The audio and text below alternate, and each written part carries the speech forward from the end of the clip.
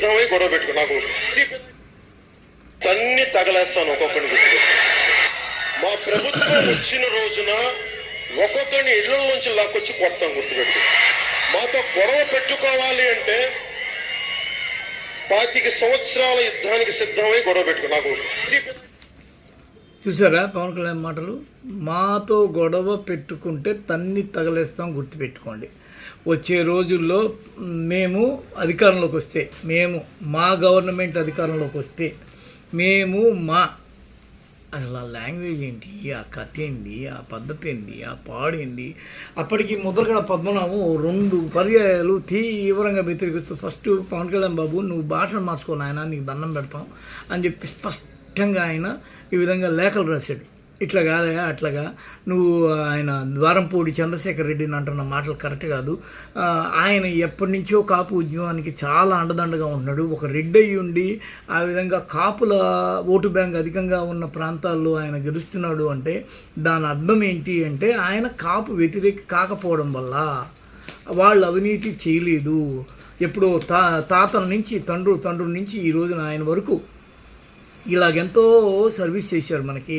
First ఇలాంటి అడ్డదిడ్డమైన వాగుడు మాను, ఆ భాషని పిచ్చి పిచ్చి మాటలు కట్టిపెట్టు.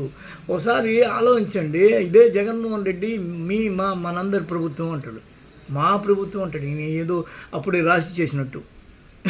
అసలు వచ్చిందా సచ్చిందా అదేదో పోయిందా అనేది ఇంతవరకు ఒక ఇది లేదు. ఎవరు గెలుస్తారో, ఎప్పుడు గెలుస్తారో, ఎందుకు గెలుస్తారో, ఎలా గెలుస్తారో దాని మీద ఒక క్లారిటీ లేదు.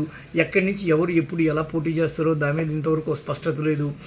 మీకు ఇంతవరకు 25 నియోజకవర్గాలు ఇచ్చామని చెప్పి అంటున్నారు. కొన్ని విషయాలు ఆర్టీవీ లాంటి ఛానల్ ద్వారా బయటకు వచ్చినాయి. 3-4 ఎంపీ స్థానాలు ఇచ్చామని చెప్పి అంటున్నారు. ఈ పొత్తు మీ ఇద్దరే చేస్తారా, లేకపోతే బీజేపీ కూడా మీతో కలిసి పనిచేస్తారా అనే దాని మీద ఒక క్లారిటీ లేదు.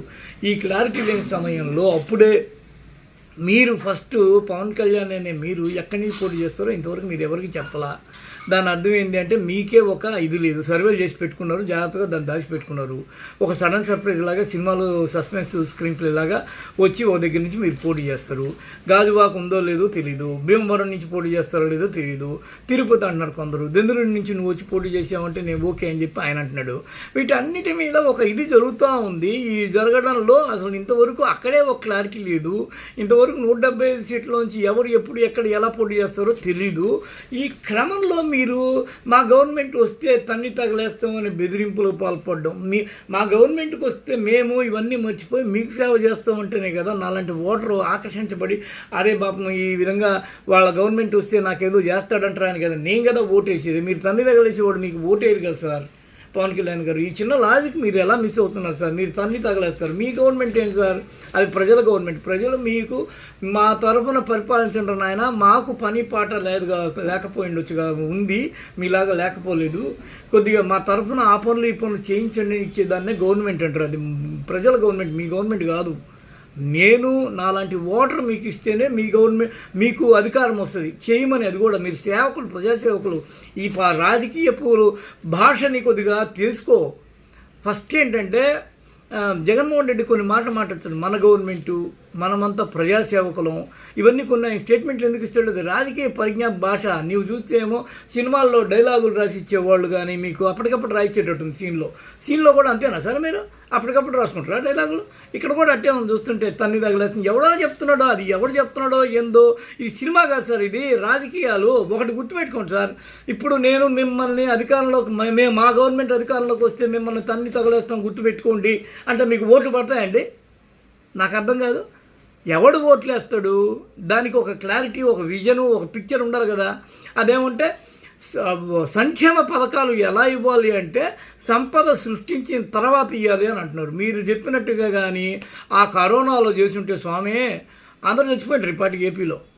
అది ఉంటుంది ఒక పద్ధతి, అది కాదంటంలా. కానీ కొత్తగా పుట్టిన రాష్ట్రం, ఆ రాష్ట్రానికి సంబంధించిన కొన్ని వనరులు, వాటికి ఉన్న పరిమితులు. ఈ రోజున జగన్మోహన్ రెడ్డి తీసుకున్న విధానం ఏంది?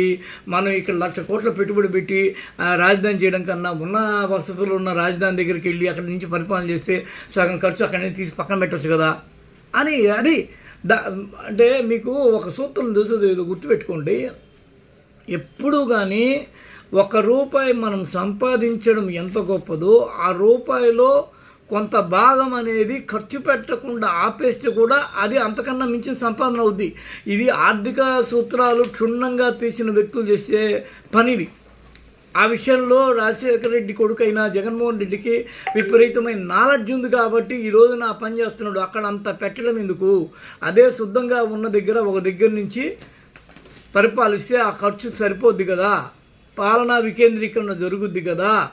ఆయన ఇప్పుడు రాజధాని అని చెప్పేసి వాళ్ళ ఎకరాలు బాగుపడడం కోసం తప్ప, వాటి రేట్లు పెరగడం కోసం తప్ప నిజంగా రాజధాని అవసరంలో ఎవరు లేడు ఏపీలో. సచివాలయాలు ఎక్కడికక్కడ ఇప్పుడు ఈ రోజున హైదరాబాద్ నడిబొడ్డున అంబేద్కర్ సచివాలయం ఎంత పనిచేస్తుందో తెలియదు, కానీ ఒక ఏపీలోని గ్రామ వార్డు సచివాలయము అంతకన్నా మించిన పనులు చేస్తుంది. 35 సంక్షేమ పథకాలు తద్వారా బయటకు వస్తాయి. అదే సమయంలో 540 చిల్లర ప్రజాసేవలు అక్కడి నుంచి వర్కౌట్ అవుతాయి. కొన్ని లక్షలాది మంది సిబ్బంది వేలాది గ్రామ వార్డు సచివాలయ వ్యవస్థల ద్వారా ప్రజలకు సేవలు చేస్తూ వాడు అడుగు బయట పెట్టకుండా నా రాజధాని ఎక్కడ ఉంది, నేను అక్కడికి వచ్చి నేనేం పొందాలన్న అభిప్రాయం లేకుండా వర్క్ చేస్తున్నారు. అవసరమేలే దానికి ఇంత పెట్టడము అంటే సంపద సృష్టి అది కాదు. వాడెవడో తినిపోవడానికి సంపద సృష్టి అనరు, ప్రజలు తినాలి. ఎక్కడో గుంటూరులో జిల్లాలో అమరావతి ప్రాంతంలో ఉన్న రైతు తినిపోయేదాన్ని సంపద సృష్టి అనరు. అందరికీ ఫలాలు సమానంగా పంచడమే సంపద సృష్టిలోని ముఖ్యమైన ఆర్థిక సూత్రం. ఇవేవి తెలుసుకోకుండా రాజకీయాల్లోకి వచ్చేసి నీకేదో పిలవగానే 10 మంది వచ్చి అన్నా పౌరన్నా అని గట్టి కేకలేస్తారని చెప్పి నువ్వు పెద్ద క్రౌడ్ పుల్లవని, నీకే రాజకీయ భాష పరిజ్ఞానం పనికిమాలతనం ఏది లేకపోయినా నిన్ను పెట్టుకొని అడ్డంగా ఆడ కూర్చోబెట్టి జనాలందరినీ ఆకర్షించి వాళ్ళకి నీ పిచ్చి మాటలేంది, నీ కథలేంది, ఎక్కడైనా ఎవడైనా ఈ మాటలుంటే ₹1 నీకు ఓటేస్తాడంట. ఏందా మాకు ఈ బాధ? అందరూ తిట్టడమే, ప్రతి ఒక్కళ్ళు నీ కామెంట్లు షేర్ చేయడమే, ప్రతి ఒక్కళ్ళు నీ బయటలు షేర్ చేయడమే, ప్రతి ఒక్కళ్ళు నేను ఇదేం లాంగ్వేజ్ ఇదేం పద్ధతి అని చెప్పి తిట్టడమే. నీ ఇంట్లో వాళ్ళు తిట్టా, నీ సొంత వాళ్ళు తిట్టా, మీ అన్నయ్య తిడుతున్నాడు కదా, వాడికి రాజకీయ పరిజ్ఞానమే లేదు, వాడు ఒక అనామకుడు, పొరపాటున వచ్చేసి ఈ విధంగా రెచ్చిపోతున్నాడు అని చెప్పి ఆయనే కుమిలి 2014లోనే బాధపడ్డాడు ఆయన. ఈరోజు వాడికి తెలియదు అని. అలాంటి కండిషన్లో నువ్వు నేర్చుకునేసరికి ఎన్నేళ్ళు అవుతుందో తెలియదు. మళ్ళీ నువ్వు అంటావు 25 ఏళ్ళ శత్రుత్వం అంటావు. 25 ఏళ్ళు కాదు, 25 నెలలు నువ్వు ఉండగలవా? మొన్నే నువ్వు గుర్తుపోగొట్టుకున్నోడివి. వచ్చే రోజుల్లో పార్టీ ఎక్కడ ఉంటుందో ఎక్కడ పోద్దో తెలియనోడివి. నీకెందుకు ఇంత భయంకరమైన లాంగ్వేజ్? నేను వస్తే కొడతానంటూ ప్రతీకారం తెచ్చుకోవడానికి ప్రభుత్వాన్ని ఎవడు ఇయ్యడు మిస్టర్ పవన్ కళ్యాణ్. దీన్ని మీరు అర్థం చేసుకుంటారు మనం. That's it.